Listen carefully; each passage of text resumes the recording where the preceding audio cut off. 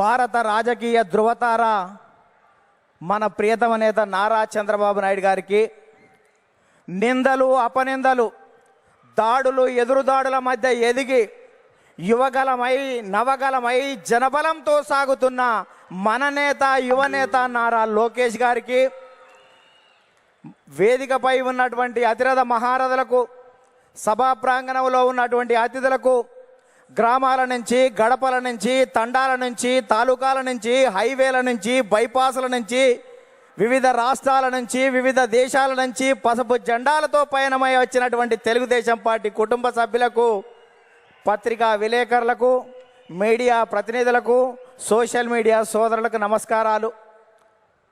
అందుకనే చెట్టు మీద కూర్చున్నటువంటి పక్షి కొమ్మ బలాన్ని నమ్ముకోదు, రెక్కల బలాన్ని నమ్ముకుంటుంది. తెలుగుదేశం పార్టీ కార్యకర్తల బలాన్ని బలగాన్ని నమ్ముకుంటుంది. కాబట్టి కార్యకర్తలే ఈ పార్టీకి ఇంధనం. అందుకే మీకు నా తొలి వందనం అని ఈ సందర్భంగా గుర్తు చేస్తున్నాను. అద్భుతమైనటువంటి వాతావరణం ఇది. మొన్నటి వరకు ఒక రకంగా ఉండే, మా కాడ ముక్కోడు పోయిండు, మీ కాడ తిక్కోడు పోయిండు. ఇవాళ ముక్క ఆయనేమో లిఫ్ట్ ఇరిగేషన్, తిక్క ఆయనేమో ఆత్మలతోటి మాట్లాడేటువంటి పరిస్థితి ఏర్పడ్డది. ఈ సమయంలో జనం కోసం, జాతి కోసం, పేదల కోసం, బీదల కోసం మహానాడు ఏర్పాటు చేసుకొని అధికారంలో ఉంటే ప్రజలకు చేయవలసిన దాని గురించి, ప్రతిపక్షంలో ఉంటే ప్రజా సమస్యల మీద మాట్లాడేటువంటి ఈ మహానాడు వేదికపై, ఈ మహత్తరమైన వేదికపై తెలుగు జాతి విశ్వఖ్యాతి అనేటువంటి అంశం మీద ఈ తీర్మానాన్ని బలపరిచే అవకాశం ఇచ్చిన బాబు గారికి ధన్యవాదాలు. సోదరులారా, స్వర్గీయ నందమూరి తారక రామారావు గారి మనందరి ఆరాధ్య దైవం, తెలుగువాడి ఆత్మగౌరవానికి ప్రతీక, నమ్మిన సిద్ధాంతాల కోసం మడమ తిప్పని యోధుడు, ఎందరికో రాజకీయ జన్మనిచ్చిన కారణ జన్ముడు, సినీ వినీలాకాశంలో రారాజుగా వెలుగుతున్నటువంటి సమయంలో రాష్ట్రంలో కేంద్రంలో ఉన్నటువంటి పరిస్థితి చూసి ఢిల్లీ పురవీధుల్లో దిగజారుతున్న తెలుగువాడి ఆత్మగౌరవాన్ని పరిరక్షించాలని, తెలుగువాడి ఆత్మగౌరవం అంగట్లో అమ్మే సరుకు కాదని నిరూపించాలని, గాఢాంధకారంలో ఉన్న తెలుగు జాతికి వెలుగులు ప్రసాదించాలని, రాష్ట్రంలో ఉన్నటువంటి ఆర్థిక అసమానతలు, సాంఘిక దురాచారాలు, ఇవాళ నిరుద్యోగం, నిరక్షరాస్యత ఇటువంటివి పారదోలాలని, పేదల కోసం, బీదల కోసం, బడుగు జనం కోసం, పల్లె ప్రజల కోసం, అణగారిన జనాల అభివృద్ధి కోసం ఆదర్శవంతమైనటువంటి విధానాల ద్వారా తెలుగుదేశం పార్టీకి శ్రీకారం చుట్టాడు అని ఈ సందర్భంగా గుర్తు చేస్తున్నా. అందుకనే తెలుగుదేశం పార్టీ ఆవిర్భావం తర్వాత రాష్ట్ర రాజకీయాల్లో పెను సంచలనం చంపింది. 9 నెలల్లోనే ఇవాళ అధికారంలోకి వచ్చినటువంటి చరిత్ర మనది. భారతదేశ రాజకీయాల్లో సంచలనాలు సృష్టించినటువంటి చరిత్ర మనది. ఒక ప్రాంతీయ పార్టీగా ఉండి భారత పార్లమెంట్లో ప్రతిపక్ష స్థాయిలో కూడా ఉండగలమని నిరూపించినటువంటి చరిత్ర మనది.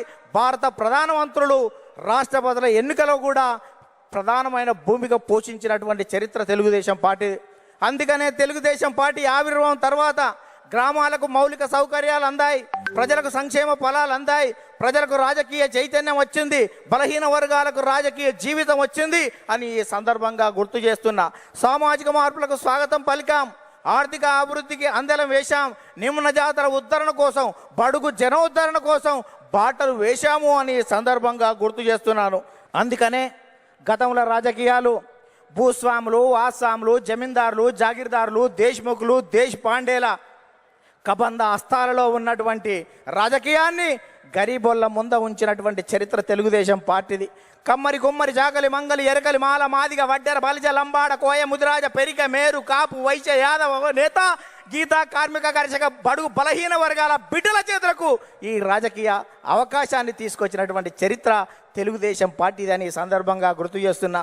అందుకనే స్వర్గీయ నందమూరి తారక రామారావు గారు 2 రూపాయల కిలో బియ్యం పెట్టాడు.